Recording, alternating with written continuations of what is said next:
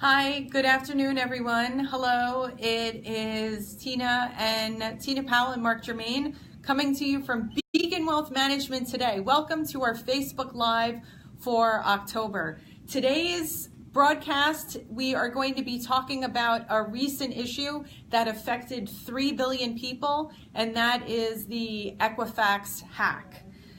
So I know that, Mark, you're going to have some specific strategies and recommendations for us, which is great. A lot of clients have been calling, and it's a contemporary topic. Before we dig in, let's just get to a couple of housekeeping issues really quick, and that is that this is general advice today. If you have a specific question about your portfolio, then you're better off addressing it with your own financial advisor or someone that knows your specific details. So this is just general blanket advice, and it's not meant to take the place of what your own professional counsel could give. Right.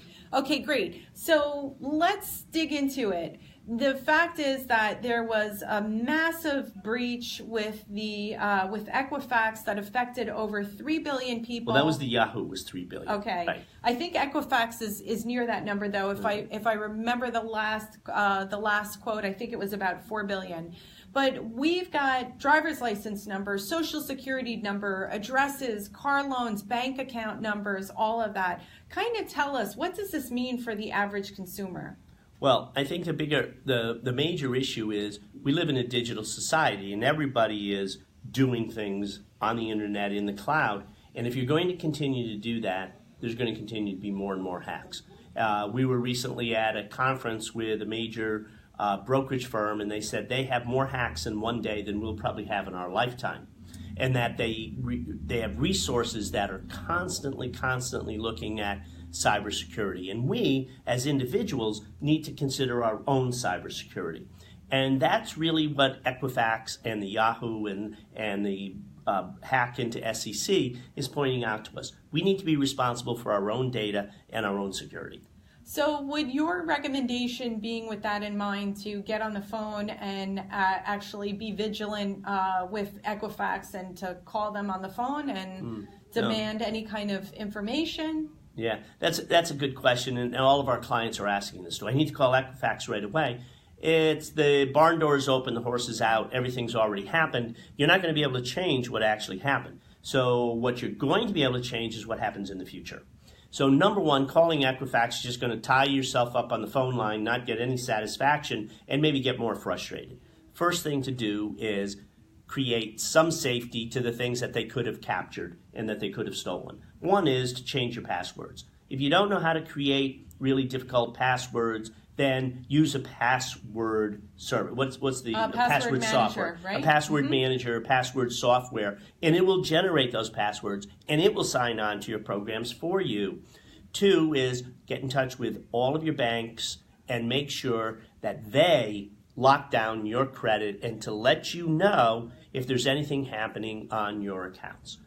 Get a credit monitoring service. So change your passwords, make them difficult, and that's on every financial item. Right. Your We're not just checkbooks, your talking about loans, bank accounts. your credit cards, Right. your kids' credit cards, your kids' accounts. All right? All of those things, make sure that the passwords are changed and make sure that they're strong passwords.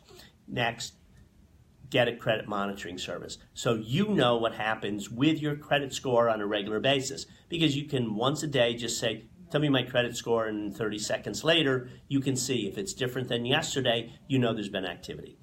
Get in touch with your bank and say, do not do anything unless you talk to me personally.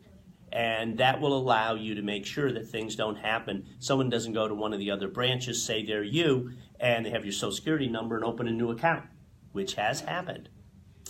And then finally is monitor your financial stuff. If you're not going to monitor it, get someone to monitor what's going on in your charge cards, what's going on in your brokerage accounts, what's going on in your bank accounts. So if you don't reconcile your checkbook, if you don't look at your checkbook, get someone to do it.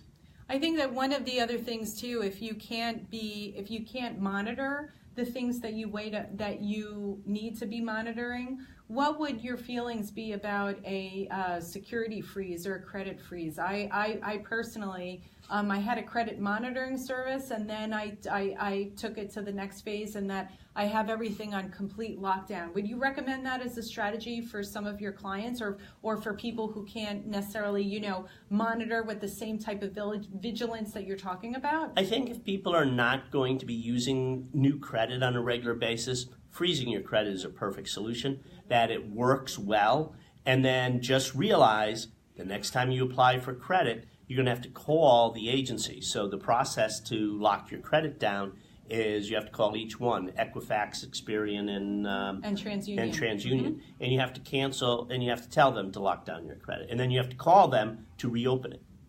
Right, and the other way too, that you can do it online. You can open it online for a specific provider or during a specific time. Mm-hmm. But I will tell you though that it does incur a nominal fee, so it's not without. Nothing is with exactly. Nothing. Very few things are free in life. So Credit Karma is a free online service for monitoring your credit. You're just going to get a lot of ads. The other thing that I'm noticing too, that a lot of credit card companies and even some some financial institutions are introducing the idea of your credit score being part of that whole kind of online banking experience. Almost all of the top credit cards are going that way. Right. Yes. So then what would you say as far as monitoring that score as well? Would that provide a little bit of an insight into whether or not something fraudulent is going on with your credit card? It's very good to kind of monitor that for any changes, because oftentimes people are going and checking your credit. As an example, if you have a loan with a bank, oftentimes they'll just go and check your credit, which will have a negative effect on your credit rating, which it shouldn't, because you're not really applying for new credit. So then you have to get in touch with Experian or whoever it happens to be and say, oh, there shouldn't be any change to my credit because that's just the annual review by the bank of my credit. So monitoring your credit score will allow you to see when things like that happen. And with a product or a software like Credit Karma, that doesn't affect the credit score either. Then Credit Karma just going into and monitoring your credit, which is an important thing. I think that we've had some questions from some clients that are revolve around the fact that if I make an inquiry into my credit, into my own credit, using like a service like Credit Karma, is that going to have a negative impact on my credit score? And the fact is that it doesn't. Correct. Okay, good. Okay, so then I think if we kind of bring all of this together and bring a summary, the first thing that you recommend for clients is not to call Equifax, but to actually be their own financial advocate and really be aware of what's happening to them. Mm-hmm. And then second is to change their password, not only on the credit card, on the banking institutions, but overall basically on everything as a best practice. Yeah, I think the overwhelming kind of what you're saying, Tina, is watch your stuff. Okay, if you're not going to watch it, hire someone to watch it. And realize going forward, watching your stuff is not going to be as simple as it was 20 years ago. You must have somebody watching it if you're not going to. So if anybody has any specific questions out there, I think that, what would you say? If they have questions relative to their credit, then I think one of the best places to go is right to your bank. Okay, great. Yeah, I think it's one of the first stops. So we hope that this was helpful. Again, if you have any specific questions, as Mark said, just go to your bank, but definitely monitor everything that's happening in your financial life.